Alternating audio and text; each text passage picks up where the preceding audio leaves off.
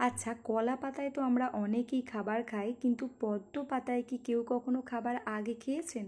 আমি কিন্তু খেয়েছিলাম, আর খেয়ে সেদিন বেশ অবাক হয়েছিলাম।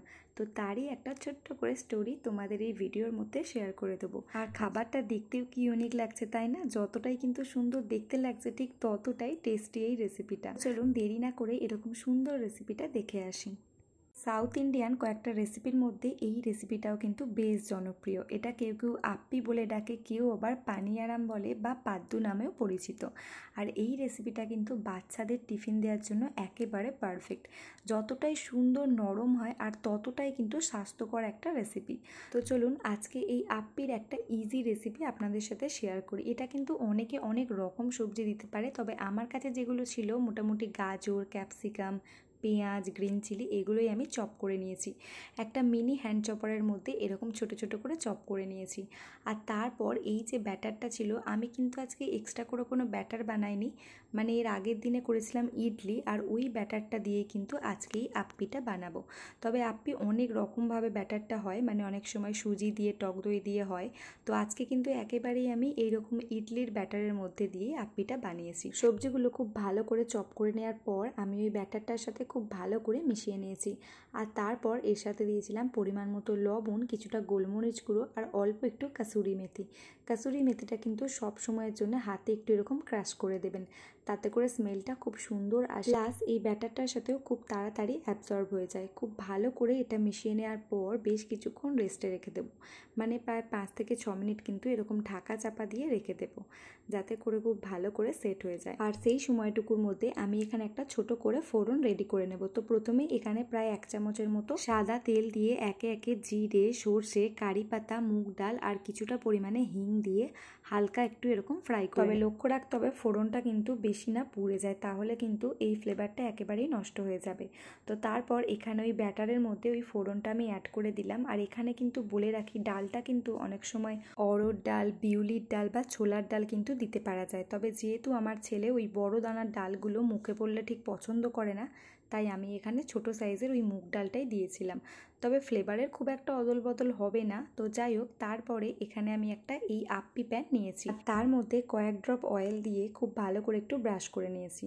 আর তারপর ওই ব্যাটারটা অল্প অল্প করে দিয়েছি, খুব বেশি করে দেব না, যেহেতু এটা একটু ফুলে বেড়ে যাবে। তাই ওই দাগ অনুযায়ী সমান সমান করেই মোটামুটি দেওয়ার চেষ্টা করেছি।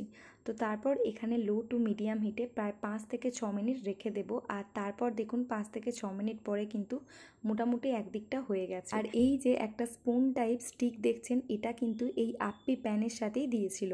এতে করে কিন্তু খুব সুন্দরভাবে ইজিলি এই যে দেখুন উল্টে দেওয়া যাচ্ছে। শুধু তাই না, এই স্টিকটার সাহায্যে কিন্তু আপ্পিগুলো খুব ভালো করে চেক করা যায় যে ভিতর থেকে কুক হয়েছে বা কাঁচা আছে সেটা। এই স্টিকটার সাহায্যে একে একে সমস্ত আপ্পিগুলো এইভাবে উল্টে দিচ্ছিলাম। আর দেখুন কতটা সহজ হচ্ছে।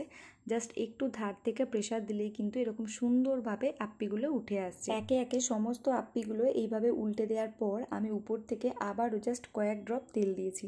তেল কিন্তু এখানে খুব একটা লাগেনি, মানে একেবারেই অয়েল ফ্রি বলা চলে, মানে জাস্ট 2-1টা ড্রপ দিতে হয়, না হলে কিন্তু ওই যে লালচে ব্যাপারটা সেটা আসে না। তো তার জন্য অল্প একটু এইভাবে তেল কিন্তু ব্রাশ করতে হয়। উল্টে দিয়ে আবারও 3-4 মিনিট একেবারে লো হিটে রেখে দেওয়ার পরে কিন্তু আপ্পিগুলো পুরোপুরি রেডি। আর এই আপ্পিগুলো কিন্তু চেক করার জন্য এই যে দেখুন একটা আপ্পির মধ্যে এই স্টিকটা গেঁথে দিলেই কিন্তু দেখা যাবে, এই যে দেখুন স্টিকটা কিন্তু একেবারে ড্রাই হয়ে গেছে, তাই ভিতর থেকে কিন্তু আপ্পিগুলো একেবারে রেডি হয়ে গেছে। আর এই অবস্থায় আপ্পিগুলো আমি নামিয়ে নিয়েছি। গরম গরম কিন্তু এরকম আপ্পি আমি আজকে সার্ভ করেছিলাম এরকম পদ্ম পাতা। আর এই পদ্ম পাতায় সার্ভ করেছি, এই কথাটা শুনতে অন্যরকম লাগলেও কিন্তু একেবারেই সত্যি। আপনারা অনেকেই জানেন, মানে যে আমার ভিডিও দেখেন হয়তো তারা জানেন আমি আমার ছাদে এরকম পদ্ম গাছ লাগিয়েছি, আর বেশ কিছু পাতাও হয়েছে। তবে বড় সাইজের পাতাগুলো নষ্ট হওয়ার কারণে এরকম মিডিয়াম সাইজের পাতাই নিয়ে এসেছি। তো তারপর খুব ভালো করে ধুয়েছি, আর এটা ধুয়েছি কি ধুইনি সেটাও বোঝা যায় না, যেহেতু পদ্ম পাতায় খুব একটা জল ধরে না, তো তার জন্য। তো তারপর খুব ভালো করে ধুয়ে পরিষ্কার করে নিয়েছি, আর একটা কাঁসার থালার মধ্যে এই পদ্ম পাতাটা দিয়েছি, আর তার মধ্যে এই গরম গরম আপ্পিগুলো সার্ভ করে দিয়েছি। দেখতে কি ইউনিক লাগছে না? আর তার সাথে দিয়েছিলাম এরকম পিনাট চাটনি, যেটা আমি আগের দিন বানিয়ে রেখেছিলাম। তো এই রেসিপিটাও কিন্তু আমার চ্যানেলে আছে, মানে শর্টসে আছে, আপনারা গিয়ে কিন্তু চেক করে আসতে পারেন। দারুণ সুন্দর। এরকম বাদামের চাটনির সাথে কিন্তু আপ্পিগুলো জাস্ট অসাধারণ লাগছিল খেতে। যেহেতু দ্বিতীয় কাঁসার থালাটা একটু ছোট সাইজ নিয়েছি, তাই কিন্তু পাতাটা একেবারে সুন্দর হয়ে সেট হয়ে গেছে। আর এই দ্বিতীয় প্লেটটা সাজাতে সাজাতে আপনাদের সাথে একটা ছোট্ট করে গল্প শেয়ার করি। বেশ কিছু বছর আগে আমার একটা এক্সামের সিট পড়েছিল বর্ধমান, আর সেখানে গিয়ে কিন্তু আমরা ব্রেকফাস্ট খেয়েছিলাম একটা দোকানে, যেখানে এরকম পদ্ম পাতায় ব্রেকফাস্ট দিয়েছিল। ফার্স্ট টাইম তো একেবারেই অবাক হয়ে গিয়েছিলাম, মানে কলা পাতায় খাই তবে পদ্ম পাতায় কখনো খাইনি। তো তারপর বেশ ভালো লেগেছিল, মানে দেখতে বেশ ইউনিক লেগেছিল। আর ছাদের মধ্যে পদ্ম গাছগুলো দেখেই মনে হচ্ছিল যে আজকের ব্রেকফাস্টটা কিন্তু এই পদ্ম পাতাতেই দেবো। তো রেসিপিটা কেমন লাগলো অবশ্যই জানাবেন। আজকের মতো টাটা, দেখা হচ্ছে পরের ভিডিওয়ে।